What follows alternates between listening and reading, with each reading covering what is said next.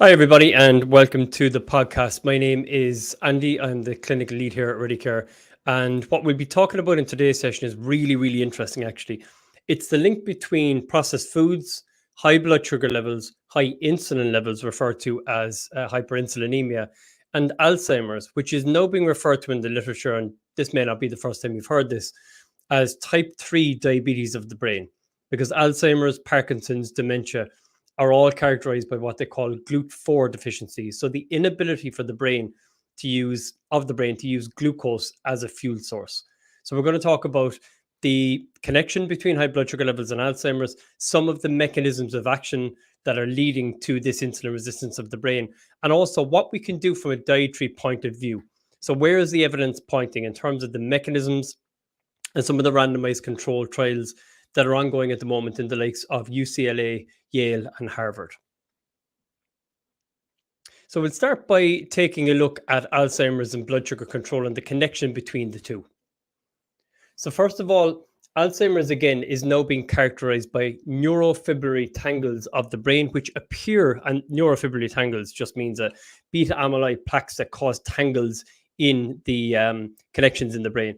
So these neurofibrillary tangles are caused by, we know now, insulin resistance. So for the longest time, there's been a connection drawn or a correlation between having dementia, Alzheimer's, Parkinson's, and having high blood sugar levels. A good example of that is the fact that if you're diabetic, your chances of having Alzheimer's or going on to have dementia, Parkinson's, various different neurological disorders is increased dramatically, exponentially. I mean, there's in multiples, you're talking a 2, 3, 4x chance of the various different neurological disorders emerging if you have high blood sugar levels, if you have type 2 diabetes. And I see this all the time. This is purely anecdotal, but I see it all the time in my own patient experience, where patients with type 2 diabetes and even pre-diabetes, it often happens before the onset of type 2 or meeting the diagnostic criteria for type 2, patients will start seeing issues with short-term memory potentiation, even the ability to hold on to certain facts or figures or dates, and then you start seeing the early cognitive decline. Very, very common in patients with type 2 diabetes. It begins with brain fog and goes on to be expressed in various different ways. And we see a huge amount of potential in the clinical literature for low carbon ketogenic diets as both adjunctive treatments and standalone treatments potentially for these neurological disorders. So let's just kind of break down Alzheimer's and blood sugar control, what's going on. So what happens is in type 2 diabetes, we call type 2 diabetes insulin resistance in the pancreas and insulin resistance in the body. And the concept of insulin resistance is an important one to explain. When your blood sugar levels trend high over time, your pancreas, the job of your pancreas is to produce a hormone called insulin to then lower your blood sugar levels. When it can't do that any longer, what happens is it produces lots and lots and lots of insulin. And this sounds counterintuitive. It sounds like a strange way for something to break. But the pancreas breaks, and instead of producing less insulin, it produces way more. So it kind of breaks. A good analogy is that it's almost like the accelerator in a car revving and revving and revving and braking, but instead of not working anymore, it sticks to the floor. It goes full throttle and it's revving and revving and revving. And what happens with the pancreas and the rest of the tissues in the body is the body says, there is so much insulin being produced, I'm going to stop responding to it. So it's like a white noise type scenario. At first it annoys you, and then eventually it drowns out and you don't hear it anymore. So on a cellular level and a hormonal level, that's essentially what's happening with the pancreas in the body. The body stops responding to the high levels of insulin, and you are then what's known as insulin resistant. So it sounds counterintuitive that somebody with diabetes who's producing tons of insulin would need to take insulin or insulin-like medications, but that's what's going on. The body has stopped responding to its own insulin, so you require outside or exogenous insulin to do the job. Now, this is important because in Alzheimer's, the insulin resistance travels to the brain. Essentially, it's expressed in the brain. And we now know that Alzheimer's is being referred to as type 3 diabetes of the brain. So how can we minimize this and potentially and mechanistically even treat things like or help with things like Alzheimer's, Parkinson's, and dementia?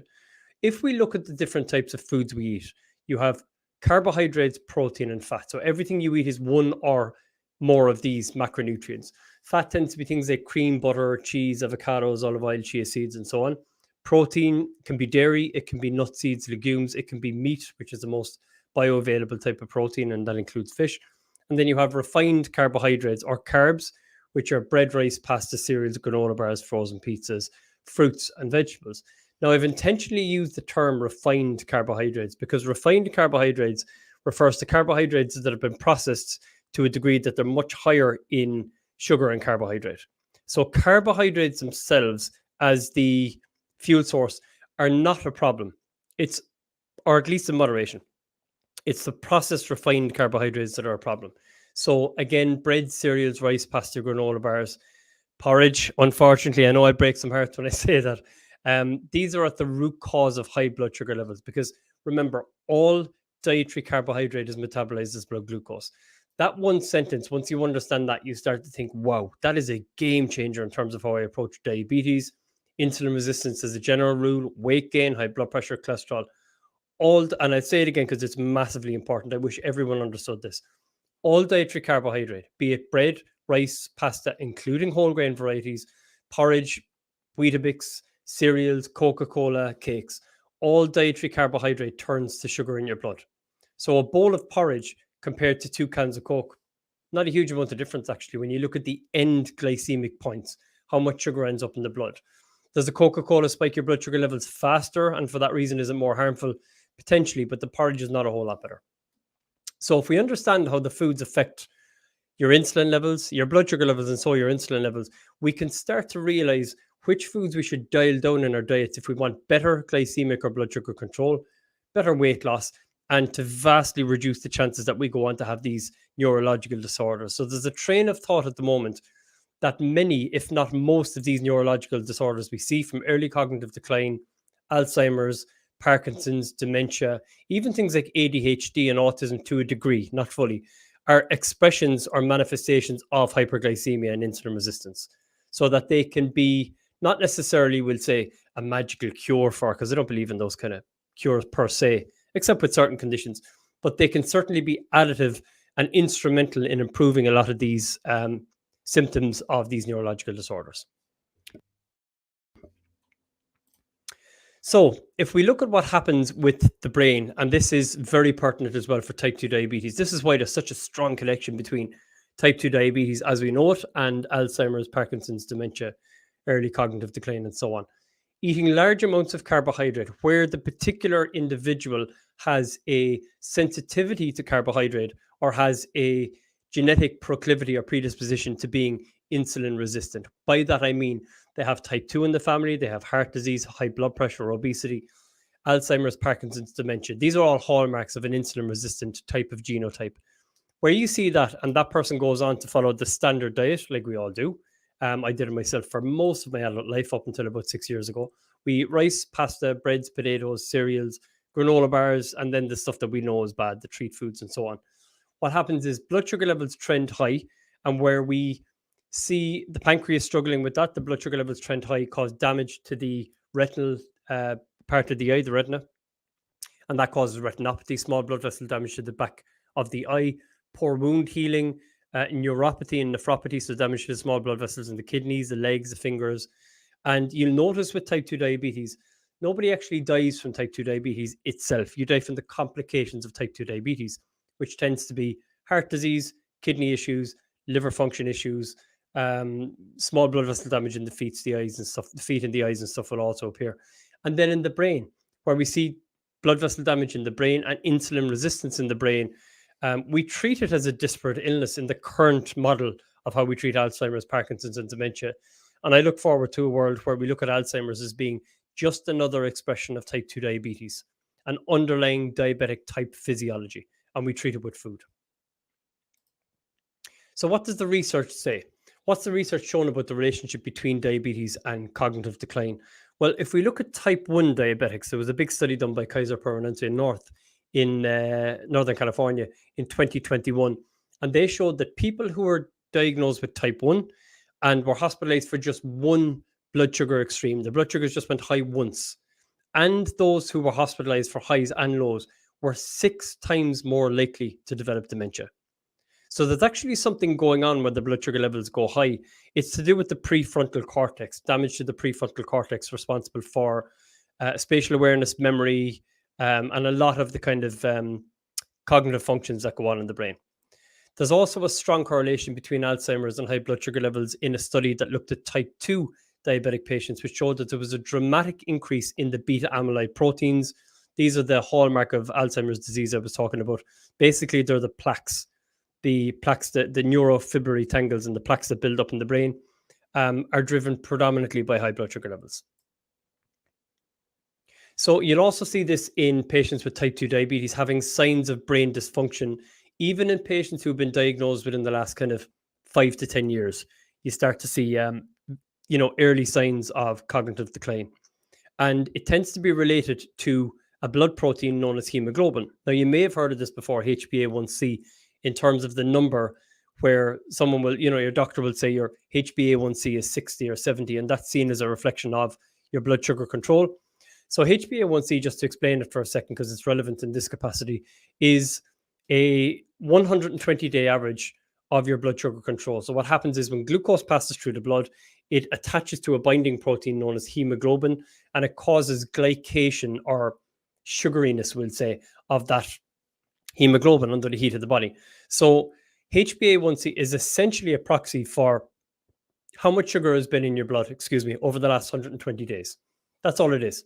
So your blood glucose levels, your blood sugar levels, where you do the finger prick, that's saying how much sugar is in your blood right now. And HbA1c is saying how much sugar has passed through your blood over the last 120 days or so. So researchers found that in people who had diabetes for less than 10 years, but their HbA1c was elevated, so basically they were diabetic, had decreases in the hippocampal size. So the hippocampus is the front of the brain again. So there's a correlation between the size of your hippocampus and your blood sugar levels, suggesting that your HbA1c can actually be used to indicate, it gives you a really good indication of the size of your hippocampus and or the onset of memory loss. So again, huge correlations, and now mechanisms of action that have been discovered to show HbA1c is a really good proxy for memory loss. And again, totally anecdotal, but I often hear this in patients saying that, my short-term memory is terrible, and I've noticed my memory has got awful since I got diabetes. This is not a coincidence. So you might think, well, if I can't use glucose, and if the brain has an inability to use glucose, is there anything else it could use, or are we just doomed?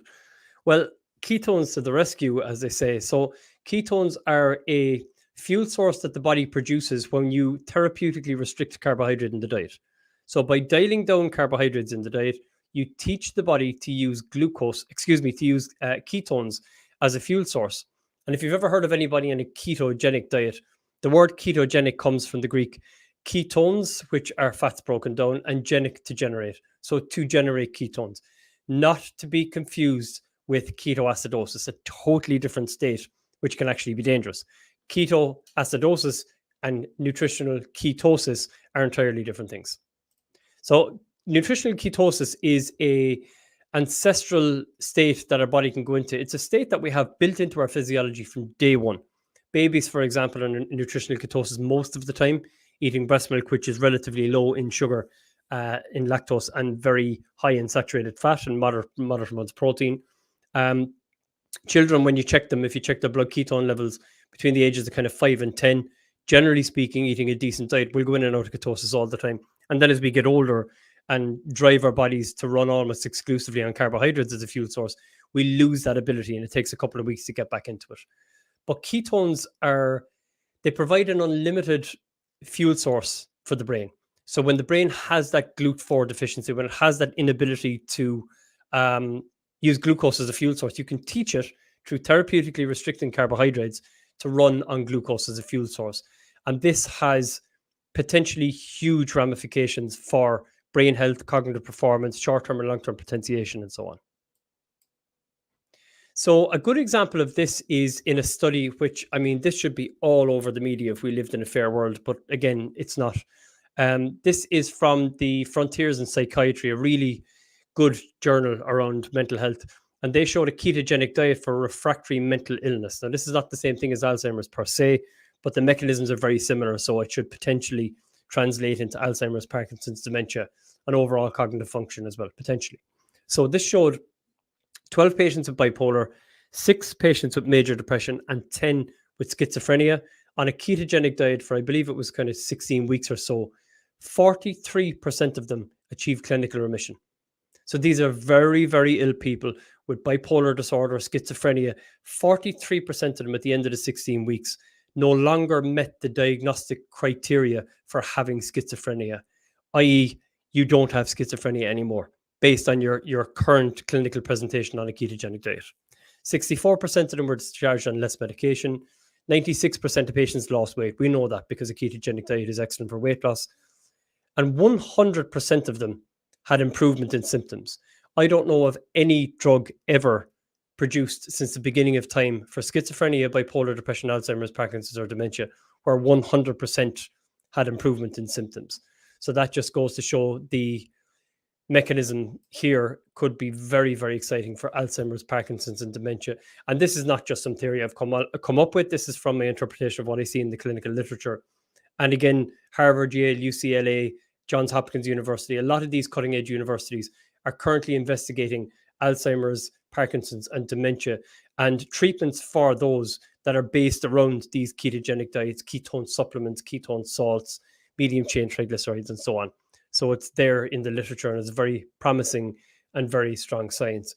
That said, this is not medical advice. If you have Alzheimer's or you know someone with Alzheimer's or early cognitive decline, I would advise speaking with your doctor when looking to make any dietary change.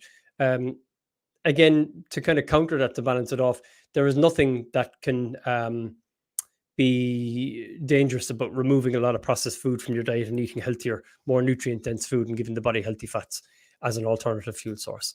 Guys, thanks so much for joining me. I really appreciate it.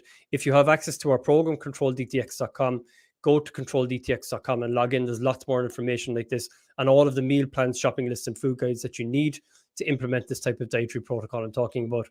I'll be back in a couple of weeks' time. I know Chloe is back this Thursday. I'll be back the Thursday after. Guys, thanks so much for joining me. I really appreciate it, and take care. Bye-bye.